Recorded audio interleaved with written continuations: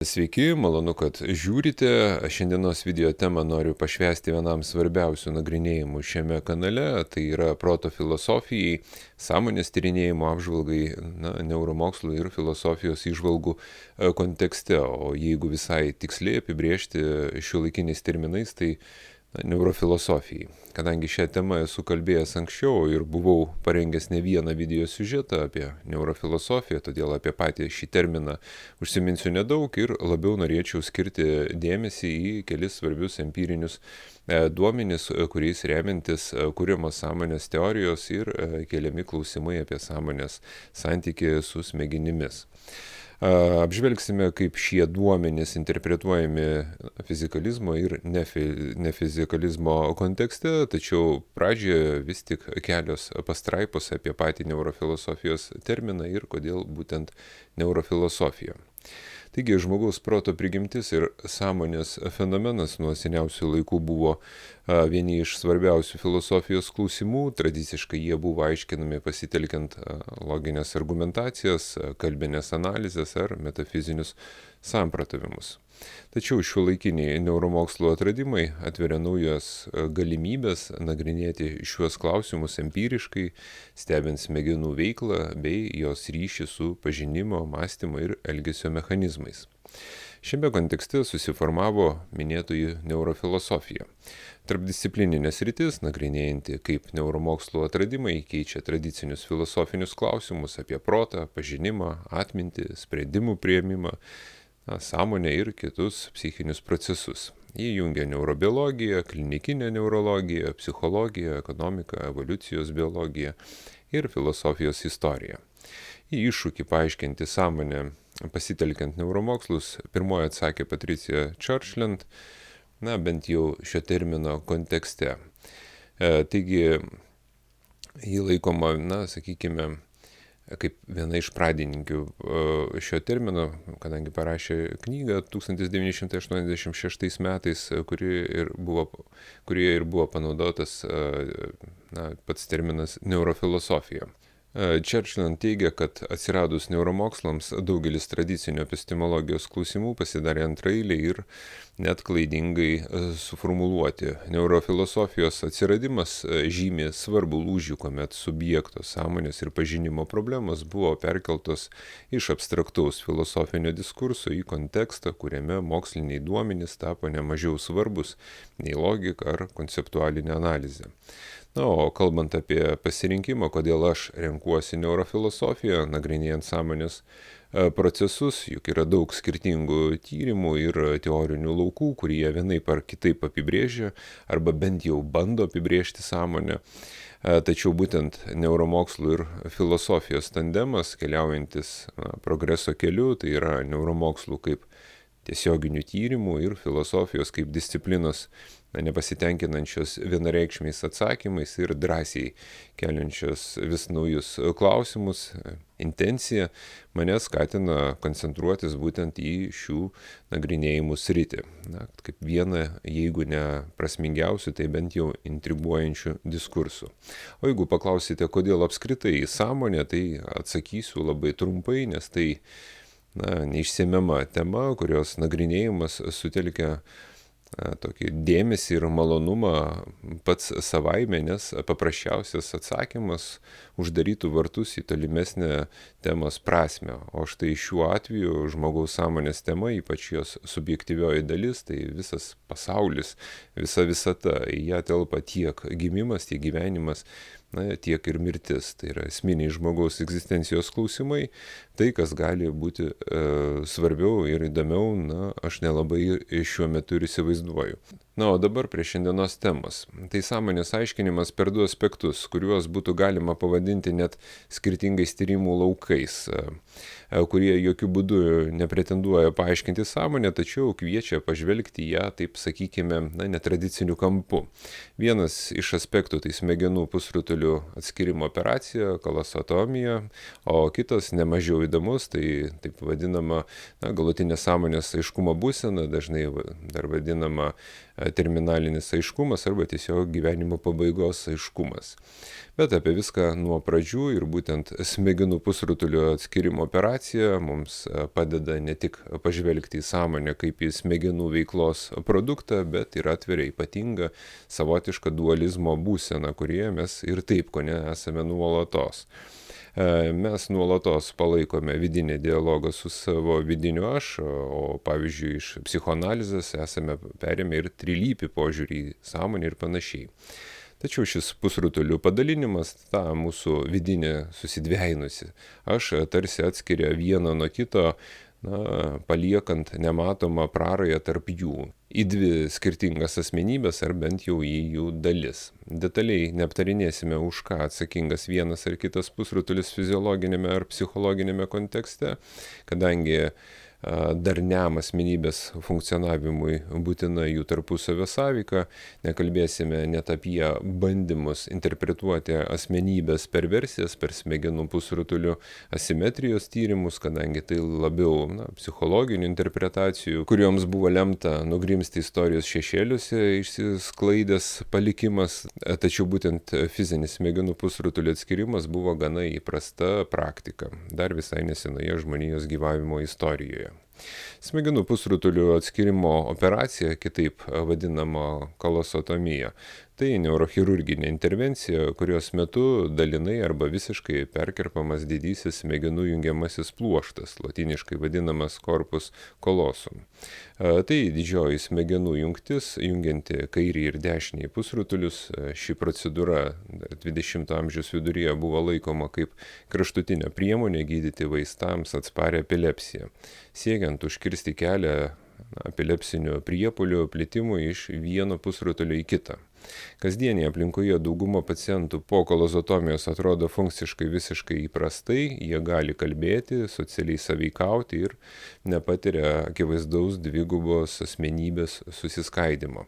Tačiau eksperimentinėse sąlygose išryškėja sistemingi ir teoriškai reikšmingi sąmonės fragmentacijos požymiai.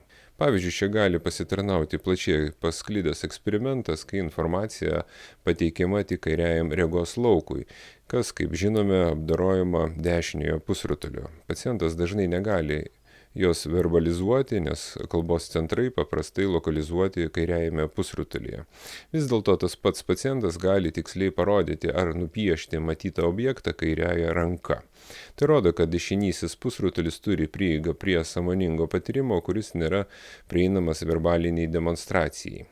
Maža to, kolozotomijos atvejai tiesiogiai kvestionuoja teiginį, jog sąmonė yra viena, nedaloma ir centrališkai lokalizuota. Empiriniai duomenys leidžia teigti, kad po pusrutulio atskirimo viename organizme gali egzistuoti dvi iš dalies autonomiškos informacijos apdorojimo ir patyrimo sistemos, turinčios skirtingą prieigą prie pasaulio ir skirtingas elgesio kontrolės galimybės. Fizikalistinės sąmonės teorijos šiuos duomenis interpretuoja kaip įrodymą, jog sąmonė yra funkcinės integracijos rezultatas. Pagal šią perspektyvą didysis smegenų jungiamasis pluoštas atlieka kritinį vaidmenį, sujungiant skirtingus neuroninius procesus į vieningą sąmoningą patyrimą.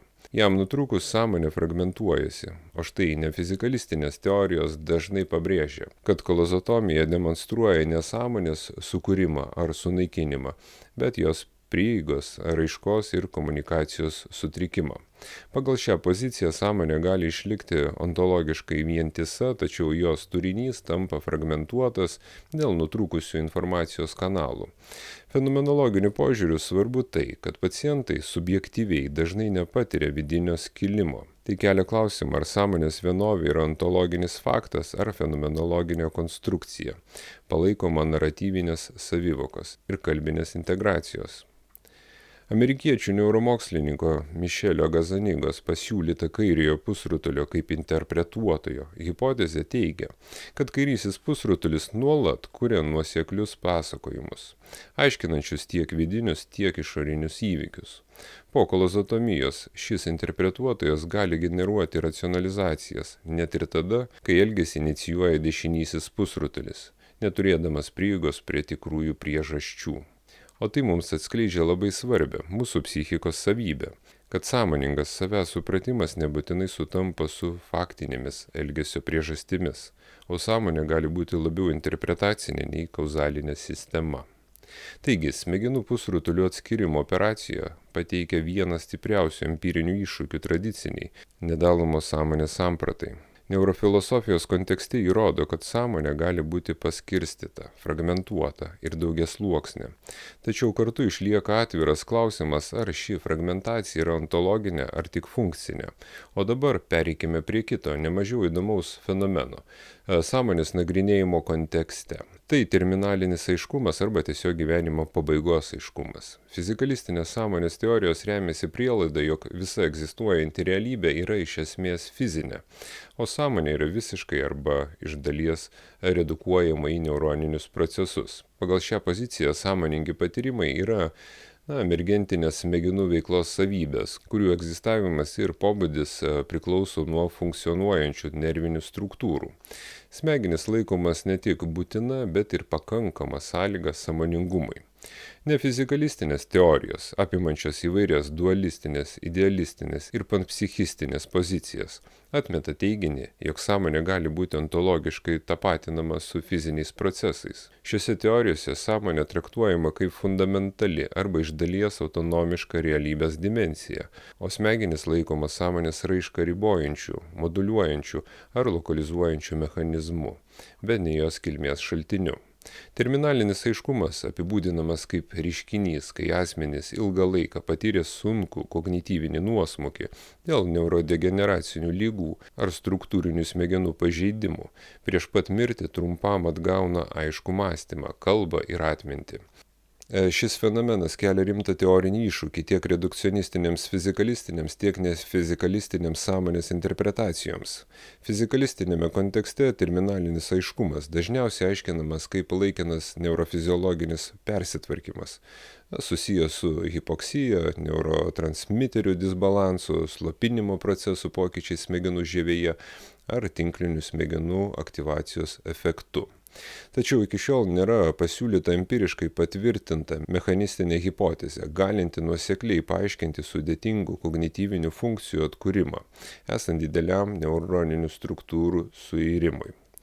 Fizikalizmo stiprybė slypi jo metodologinėme suderinamume su šiuolaikiniais gamtos mokslais ir jo gebėjime generuoti empiriškai patikimas hipotezes.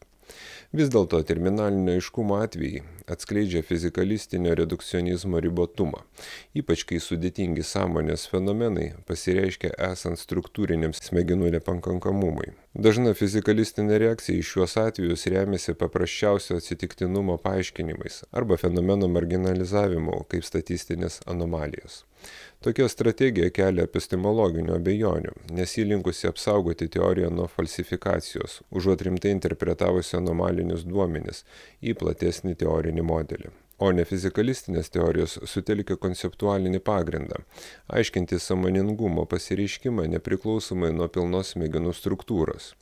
Terminalinis aiškumas šioje perspektyvoje gali būti interpretuojamas kaip momentinis sąmonės raiškos išlaisvėjimas, susilpnėjus smegenų slopinimo ar sąmonės kaip srauto ateinančių ne iš kūno filtravimo mechanizmams smegenyse. Vis dėlto nefizikalizmas susiduria su rimtais metodologiniais iššūkiais. Daugelis jo variantų stokoja aiškių falsifikuojamų prognozių ir rizikuoja peržengti empirinio tyrimo ribas, pasilikdami metafizinio spekuliatyvumo lygmenyje. Bet to lieka neaišku, kodėl jei sąmonė yra ontologiškai nepriklausoma, jos raiška taip stipriai koreliuoja su smegenų būklė didžiąją gyvenimo dalį. Terminalinis aiškumas atskleidžia platesnę epistemologinę problemą – metodologinio naturalizmo ribas sąmonės tyrimuose. Fizikalistinėse teorijose dažnai daroma implikacinė prielaida, jog ontologinė realybė sutampa su tuo, kas empiriškai išmatuojama. Nefizikalistinės teorijos priešingai siūlo išplėsti ontologinį lauką, tačiau dažnai nesugeba pasiūlyti adekvačių tyrimo metodų. Tad terminalinio aiškumo fenomenas nepateikia galutinio argumento nei fizikalizmo, nei nefizikalizmo naudai. Tačiau jis reikšmingai problematizuoja griežtai redukcionistinės sąmonės sampratas ir rodo, kad dabartiniai smegenų sąmonės modeliai yra nepakankami. Filosofiškai pagrįsta pozicija būtų pripažinti, jog sąmonės ontologinis statusas išlieka atviras klausimas, reikalaujantis tarpdisciplininio ir teoriškai pluralistinio požiūrio. Mano manymu, neurofilosofija bando praminti pažinimo taką būtent šiame kontekste.